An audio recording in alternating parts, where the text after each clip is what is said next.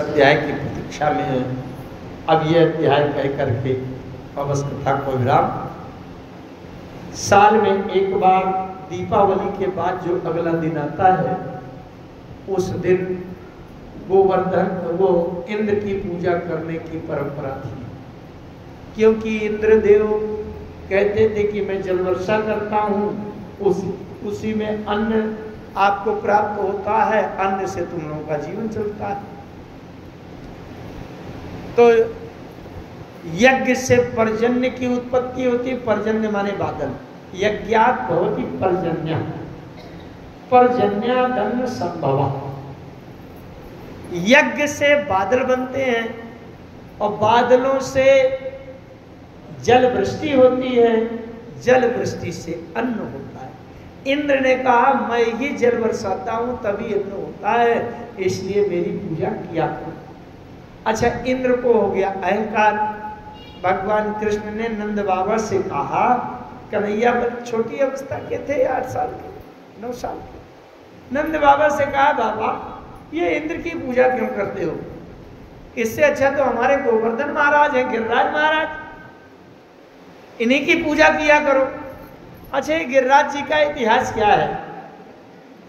एक बार जब राम जी की कथा में रामेश्वरम में सेतु पुल के समुद्र के ऊपर पुल बनाया जा रहा था, सेतु बांधा जा रहा था, तब उत्तराखंड से तमाम पहाड़ लाए जा रहे थे, तमाम बंदर पहाड़ ला रहे थे।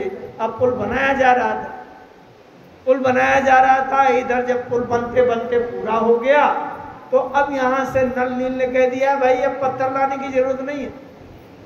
जब मकान बनता है तो कितनी बालू रेता और गिट्टी मोरंग ये ईंटा सब आते हैं गुम्मा की नहीं।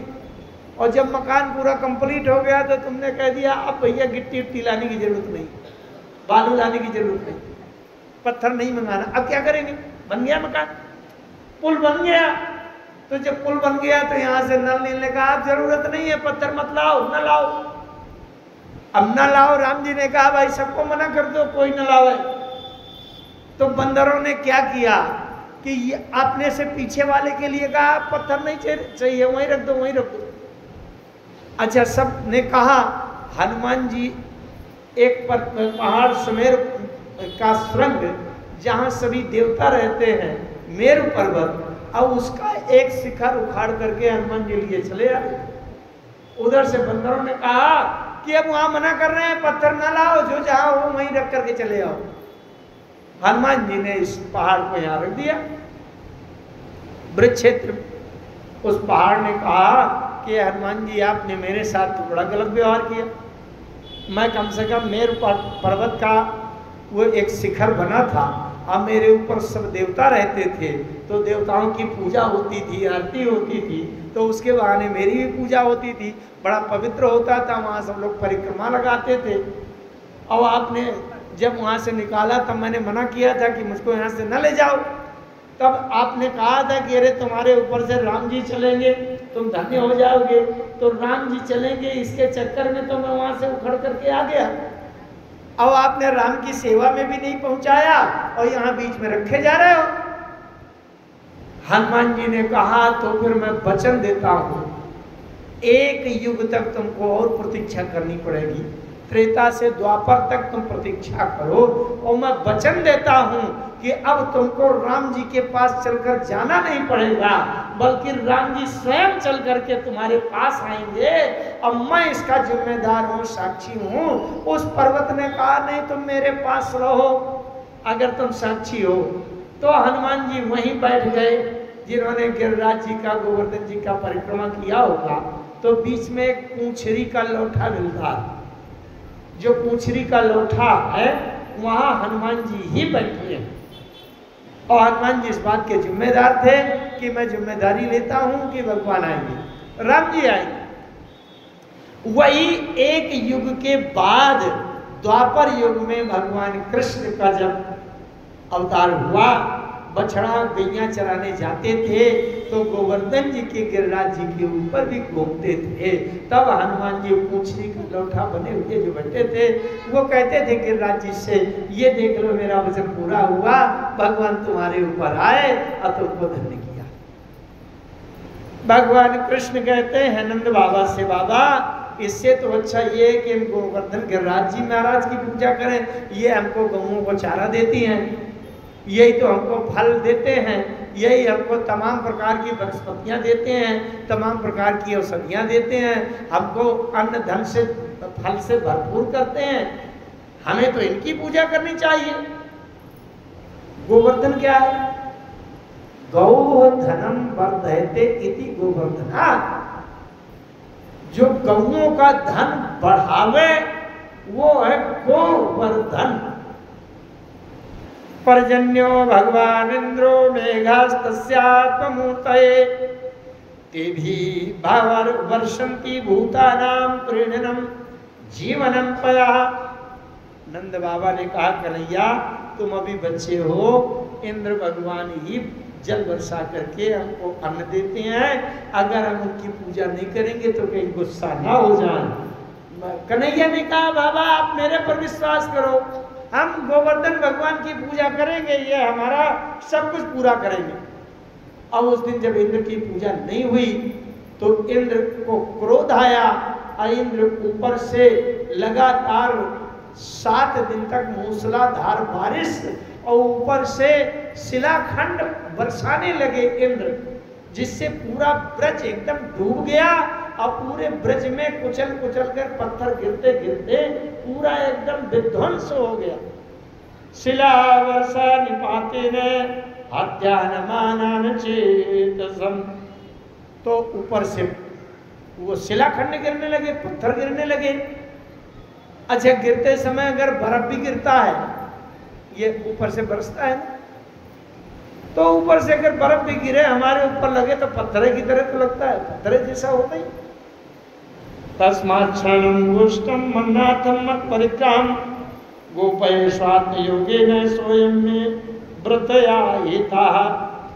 अब क्या किया कि जब पूरा ब्रज जल में डूबने लगा, मूसलाधार बारिश साधारण नहीं, केवल कल्पना करके देखो, हमारे आपके यहाँ जब पानी बरसता है, अच्छा बड़ी बड़ी बूंदों का बरस जाए आधा घंटा तो आधे घंटे में सब डूबने लगता है, बड़ी बड़ी बूंदों का।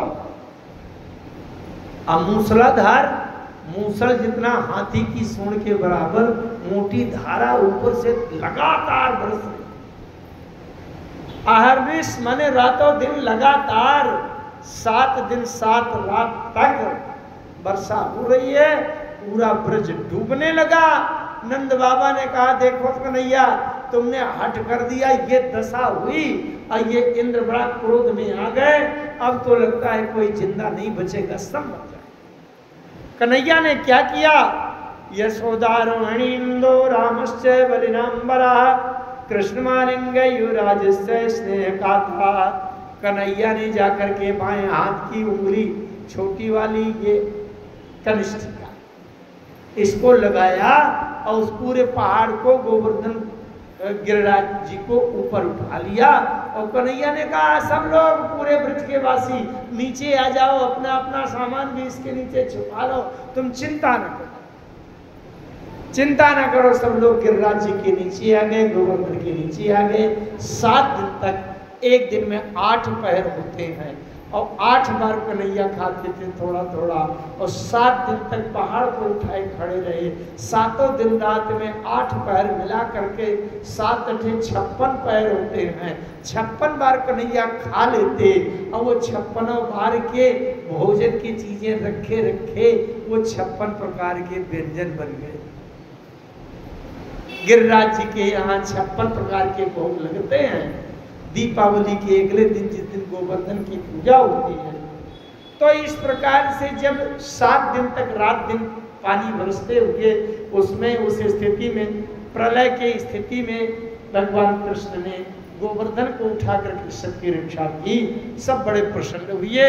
यशोदारोहिणी नंदो रामाश्च बलिनांबरा।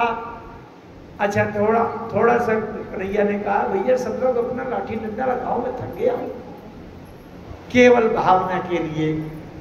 और कन्हैया ने जरा सा ढीली किया उंगली अपनी, वैसे चरचरा के नीचे दबने लगे। सर पहाड़ को कौन उठा सकता है?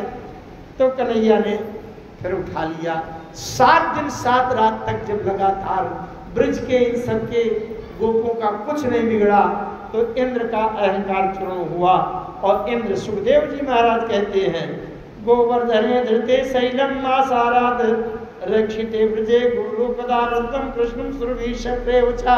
जितनी गौएं भी सुरभि थी, जितने बछड़े थे, जितनी सामग्री थी, दूध दही घी था, सब गोवर्धन के नीचे लेकर के छिपा लिया। इसके बाद इंद्र आए। विशुद्ध सत्वम तव धाम शांतम तपोमयं ध्वत्तरजस्तमस्तकम मायामयोऽयं गुण संप्रभावो न विद्यते ते ग्रहणानुबंधा। इंद्र भगवान इंद्रदेव को अब भगवान की स्तुति करते हैं। हे विशुद्ध सत्व, हे शुद्ध सात्विक, शतगुण के धाम, हे बल के अथाह सागर, हे असीम अनंत सामर्थ्य शक्ति वाले, हे प्रभु मुझे अपने बल और अपने इस सामर्थ्य का अहंकार हो गया था, इसलिए मैंने किया। अब आपने मेरा अहंकार चूर्ण कर दिया। मैं आपकी शरण में आया हूँ और आपकी शरण हूँ। आपकी अनंत महिमा के सामने मैं तुच्छ हूँ और मैं अपना समर्पण आपके करता हूँ। इस प्रकार से इंद्र का भी अभिमान चूर्ण कर दिया। बोलिए गोवर्धन भगवान की, गिरिराज महाराज की, बोलिए गिरधर भगवान की। हरि शरणम, हरि शरणम।